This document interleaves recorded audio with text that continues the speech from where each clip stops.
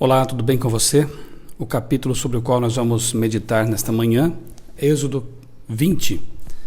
Ontem, ao analisarmos o capítulo 19, eu disse que os hebreus haviam prometido ser fiéis a Deus em todas as palavras que ele havia dito, obedecer a tudo que ele havia mandado, mas que depois iriam negar essa promessa, quebrar essa promessa em seguida, aqui no capítulo 20. Na verdade, a quebra dessa promessa vai ocorrer no capítulo 32. Aguardemos então para chegar lá e saber o que os hebreus fizeram que realmente acabou negando a promessa de fidelidade que eles haviam feito no capítulo 19.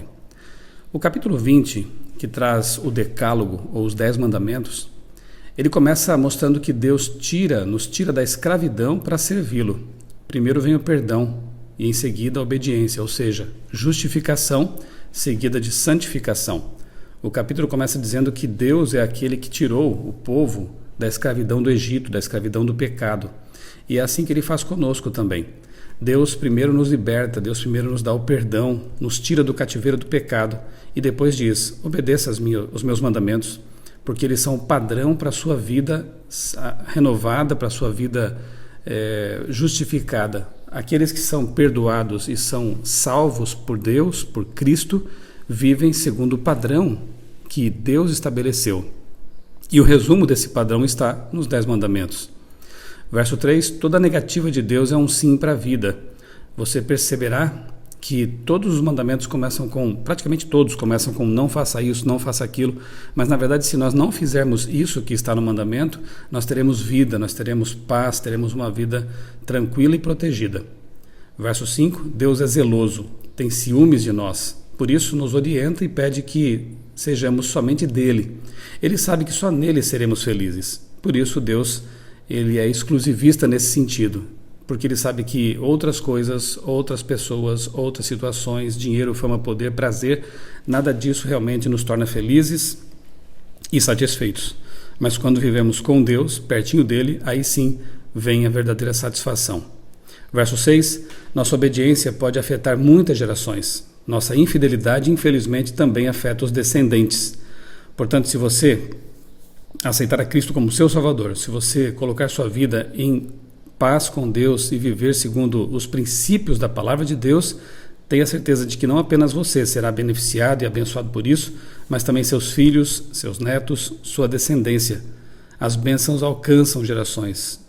Verso 7, o nome de Deus deve ser respeitado por palavras e também atitudes.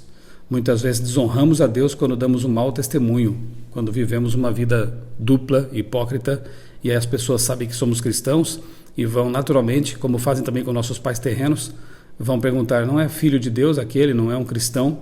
E assim nós desonramos o nome do nosso Deus. Evitemos também usar o nome Deus em qualquer situação, em brincadeiras, porque Deus merece todo o nosso respeito. Verso 8, o 7º dia deve ser reservado na semana para adoração, uma adoração especial ao Criador.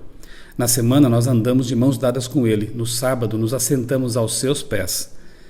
O 4º mandamento começa com a palavra lembra-te, ou lembre-se, o que sugere que ele já existia antes do Sinai. E nós já vimos que sim, porque lá em Êxodo capítulo 16, na situação do maná, quando caía o maná, todos os dias a porção para aquele dia, eles podiam então consumir e guardar para o dia seguinte, que não haveria problema. Já na sexta-feira caía em dobro, para que no sábado eles não precisassem colher.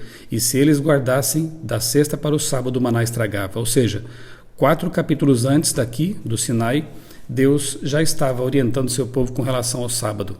E nós já vimos também que lá na criação, Adão e Eva guardaram o sábado, não havia povo judeu na terra, não havia qualquer povo, havia apenas os seres humanos, Adão e Eva, e eles também guardaram o sábado. Portanto, o lembra-te aqui nos faz entender que era algo já conhecido, porque lembrar-se de algo que você não conhece não faz sentido realmente.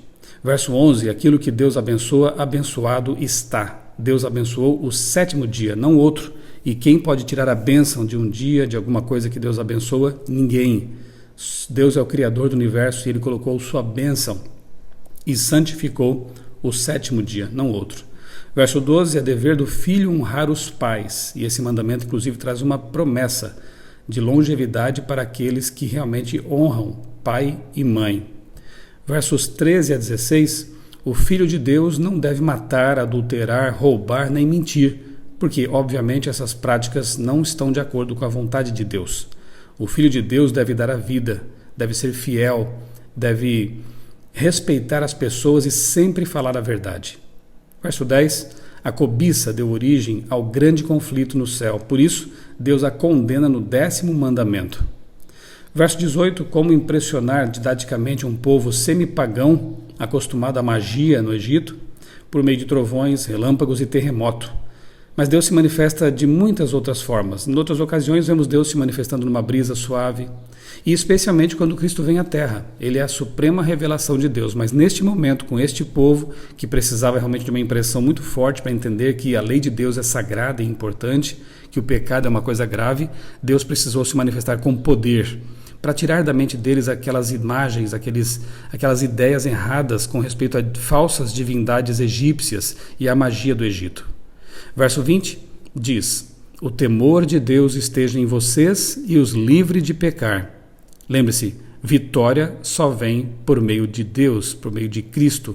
Se nós temermos a Deus, o respeitarmos e mantivermos comunhão com Ele, nós seremos vitoriosos sobre a tentação, sobre os nossos pecados, sobre as nossas más tendências. Precisamos de Deus para nos dar a vitória sobre o mal. Versos 22 e 23, do céu lhes falei, não façam ídolos de prata nem de ouro para me representarem. Nada no universo pode representar adequadamente o Deus Todo-Poderoso. Lembre-se disso. E finalmente, no verso 26, vemos que no culto a Deus deve haver atenção especial às roupas, para que não revelem o que não devem revelar. Aqui, embora seja um conselho localizado para os hebreus daquele tempo, o princípio permanece, né? A ideia de decência, a ideia de bom gosto, a ideia de simplicidade no vestuário e, sobretudo, o vestuário sendo usado para evitar maus pensamentos nas outras pessoas, uma roupa que revele pureza, discrição. É isso que se espera de uma pessoa que anda com Cristo, que o seu vestuário também mostre a fé que essa pessoa possui. Que possamos ser realmente fiéis aos mandamentos de Deus, lembrando de que obedecer à lei de Deus é o mínimo que uma pessoa pode fazer em resposta a tanto amor que Deus lhe tem dado. Deus nos salvou, Deus nos libertou do Egito, do pecado, e Ele espera que nós vivamos uma vida de fidelidade. Se nós obedecermos à lei de Deus, seremos mais felizes, teremos uma vida mais plena. A lei de Deus é uma cerquinha de proteção que Ele coloca em volta de nós, para que nós possamos ter uma vida de acordo com os seus planos, o que é sempre o melhor para nós. Eu sou o pastor Michelson Borges, desejo a você um dia muito feliz e abençoado na companhia de Jesus, o Senhor da Lei.